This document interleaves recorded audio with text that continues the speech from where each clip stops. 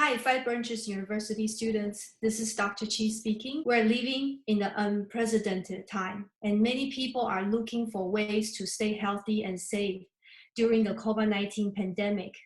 But right now, there are unknown numbers of people in US that are suffering from COVID-like symptoms who are simply cannot get tested or tested positive, but with mild symptoms.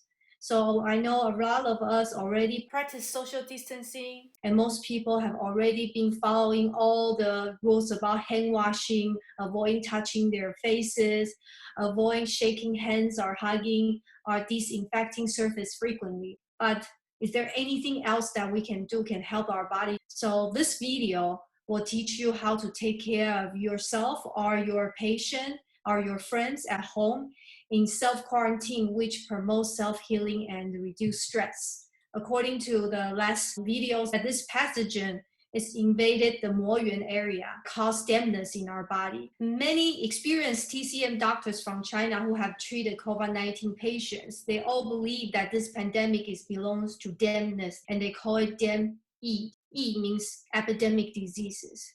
The Moyuan is the area in between interior and exterior, or in the Shanghai Lun, we classify this as a Shaoyang level. Pathogen doesn't invade the exterior, so we cannot use only the releasing exterior methods that profuse sweating, and pathogen doesn't invade the interior, so we cannot use the purging method. Last class, we already talked about Wu Youke is the first one who found that this pathogen entered the body through the mouth and nose and invades and linger in our Moyuan area. And he established a new method called Fenxiao. He used dispersing, transforming, and draining three methods together in one in order to get the dampness out of the Moyuan area. And he have used the spicy and warm aromatic herbs to accomplish this task. He uses Binglang, Caoguo, Houpo. Those herbs are moving qi, remove dampness, open stagnation, and promote urination. These kind of herbs can help to tackle the Moyuan area and get rid of the dampness in that layer. During the epidemic disease, tongue coating changes very fast and can promptly reflect the development of the disease and the condition of the body. They often found their tongue was really white and have a thick coating on top of the tongue. So we know that tongue diagnosis is one of the diagnostic tools that we use very often in our clinic. So today, I'm going to teach you how to use the tongue diagnosis. You can do self-check every day at home by looking at your tongue and change your lifestyle accordingly. Many COVID-19 patients have very thick, white, powdery-like coating. There are two patients in the early March with COVID-19-like symptoms that are helped with traditional Chinese medicine. On the top, the patient one presented with low-grade fever, dry cough, shortness of breath, and extremely fatigued with low appetite. So at the beginning, the tongue was really pale and the coating was very white. So after 7 days of using herbs, and then you can start to see that the tongue is improved by the color and also the coating. The color returns to pink and the coating starts to thinning up. The second patient in the bottom also presented with high fever, dry cough, sore throat, and chest pain. So after 7 days of treatment, the tongue starts from the white graysy coating and is much lighter white coating. The tongue colors from pale and start to returning pink. So all the symptoms are improved while the tongue returned to pink and thin white coating. In this slide, the two patients are diagnosed and hospitalized in China with COVID-19. The tongue is presented with very white, thick, graysy, powdery coating. At the same time, the CT scan also showed ground glass opacity, saturated with too long. And the second patient on the bottom is showing bilateral ground glass opacity. When they started to taking the herbal medicine together with Western medicine, you can see the tongue start from white coating, become thicker, and then start to thinning. The tongue reflects absorption of the inflammation in the lung. So what is dampness? Dampness seems to be rampant in industrialized society. It is due to the burden of unnatural substance in our food that need to be eliminated from our body after consumption. So eating a clean and whole food diet is so important for our body and for our immune system. So if patient presented with dampness, usually they will feel very heavy and it's very difficult to treat. Also lasts for a long time. It have a tendency to move downward. So a lot of the patients presented with COVID-19, their lung was being infected in the bottom 1/3. In Chinese medicine, dampness is considered to be the cause of many illnesses, such as high cholesterol, cancer, metabolic disorder, chronic fatigue syndrome, fibromyalgia, allergy, and an environmental illness. So we all know that in this time, for people who have a higher risk of getting COVID-19 are the people who are already have underlying medical conditions such as heart condition, diabetes, severe obesity, and hypertension. So all these are all classified as dampness body type in the traditional Chinese medicine. Environment is very crucial for the survival of a microorganism. One of the most central concepts of traditional Chinese medicine is that of the intimate connection between the body of a man and the environment within which man lives and works and play. The physiology of the cells, tissue, 脏腑 organs of the body is in dynamic internal equilibrium and constantly adjusts according to the changes in the external environment. So coronavirus transmits in the dampness microenvironment. According to the traditional Chinese medicine evaluation, it also makes our body damp. The patients who have COVID-19 usually presented with very white, greasy coating, and also body aches, heaviness, strong fatigue, loose stool or diarrhea, low appetite, etc. Those are all considered as dampness condition. If we can eat healthy and getting proper amount of exercise, keep our environment pleasant, our body have a power to recover itself.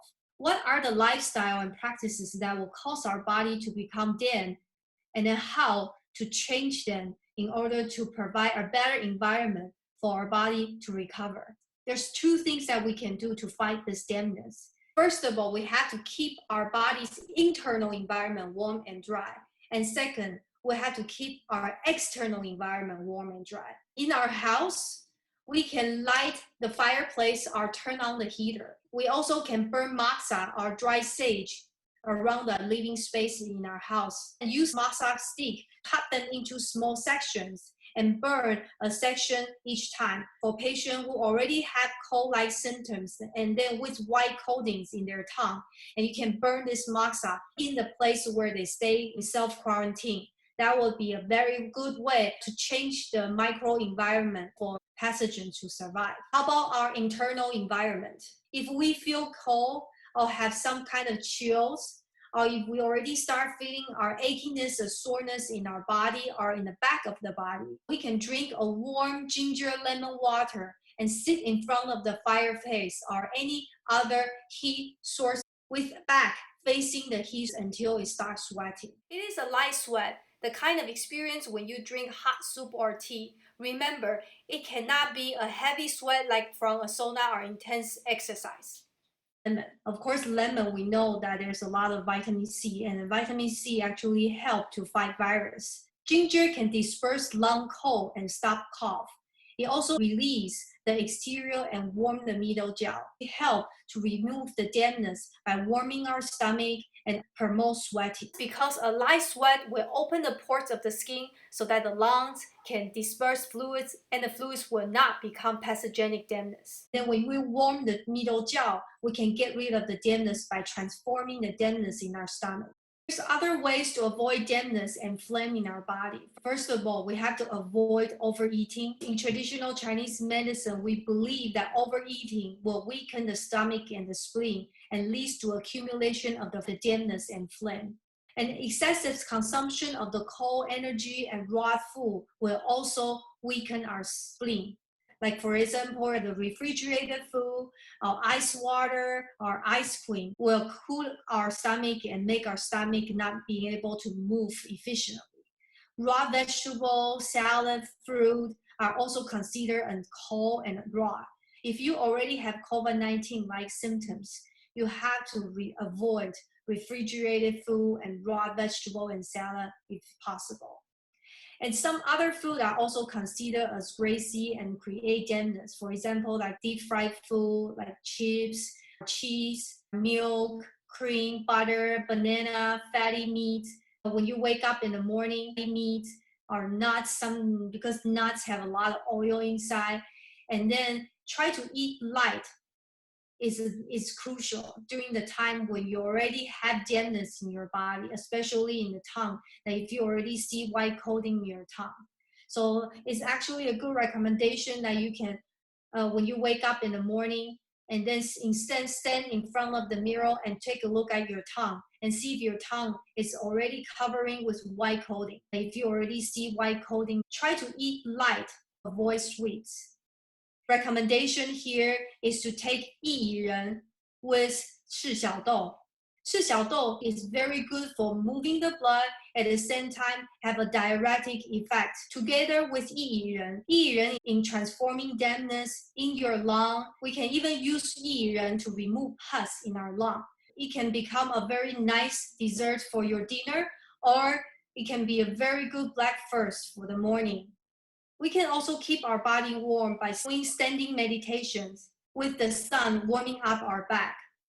We know the 太阳 urinary bladder channel are traveling in the back of our body. It helps to eliminate the fluid in the body. At the same time, it also protects us from the external invasion. There's also one very simple exercise we can do if you already have the symptoms of chest pain and tightness. If you find any area that feel discomfort, you can just using your finger to tap on the area that you feel tight, or you can make an empty fist to pounding on the area that you already feel tight.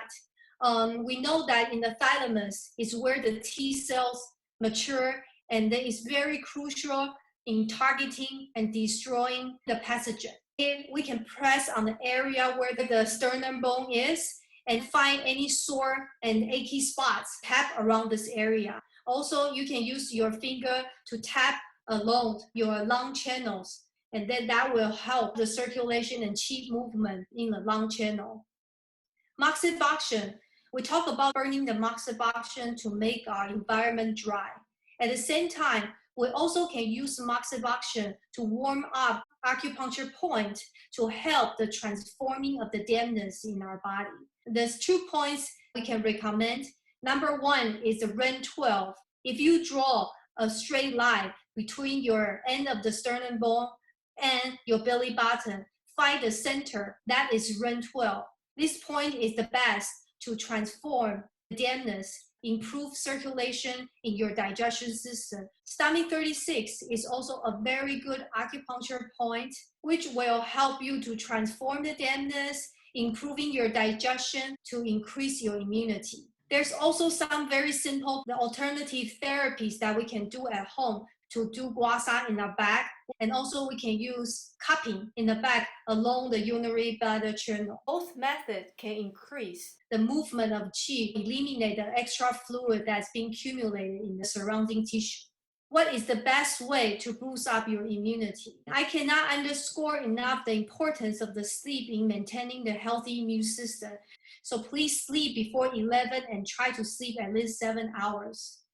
There is really no substitute for good sleep when it comes to the health of your immune system. There is nothing you can eat, including supplements or herbal medicine, or do to make up your poor sleep. So sleep really needs to be a highest priority at this time. Talk to your TCM doctors if you have problems with sleep.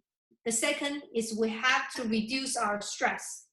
The body reacts to chronic stress is to produce more cortisol, which can result in accumulation of a fat tissue, which is also an indication of increasing of the dampness in our body. So the stress hormone, corticosteroid, can suppress the effectiveness of our immunity also. it lowers the number of the lymphocyte. So stress can also have an indirect effect on the immune system, as a person may also using unhealthy behavior coping strategy to reduce their stress, such as drinking, smoking. So this is really bad for our immune system. Try to call your friends and a prayer or playing some music to reduce your stress. So if you do all these things we recommend, you will have a best condition to fight this battle. So what TCM can help in the 3 stages of disease. Stage 1, we can help the diseases before it happens. So we can help your body to prevent you to get COVID-19. And in stage 2, if you already have the COVID-19-like symptoms, we can prevent it to progress. And then in the 3rd stage, if you recovered from the COVID-19 and you still have symptoms of weakness, tiredness, and poor appetite and poor lung functions, we can help the patient to return to his best ultimate health condition. So if you have any question, please leave your comments, and then we will try our best to help you, and we really can fight this battle together. And please do not be stressed, because there's so many things you can do to help your body to recover itself. That's all for today. See you in the next video.